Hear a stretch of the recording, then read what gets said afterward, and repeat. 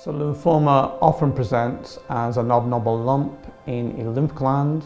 This is often in the neck or in the groin or under the arms where your lymph glands are. Sometimes patients with lymphoma can have other symptoms such as itching, sweats, weight loss or loss of appetite. But many patients with lymphoma can present without any symptoms whatsoever. Those without symptoms are classified as having A disease, and those with symptoms, which involve the sweats, itching and weight loss, have what's called B disease. And both Hodgkin's and non-Hodgkin's patients can have similar symptoms. Leukemia is a neoplastic disorder of the bone marrow. Cells proliferate without control.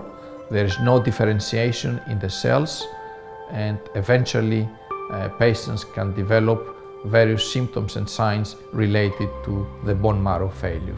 Without having normal red cells, the patients can become anemic.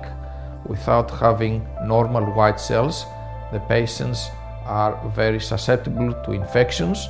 And finally, without platelets, patients can easily bleed.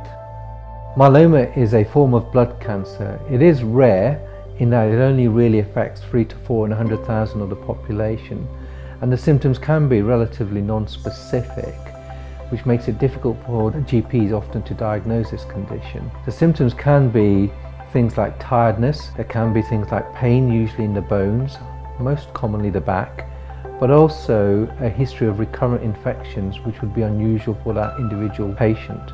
If you do have symptoms that persist for more than a few weeks in terms of bone pain, recurrent infections or reduced energy levels, then it's always worth going to see your GP just for a simple blood test. This simple blood test can pick up a disease such as myeloma in the vast majority of patients.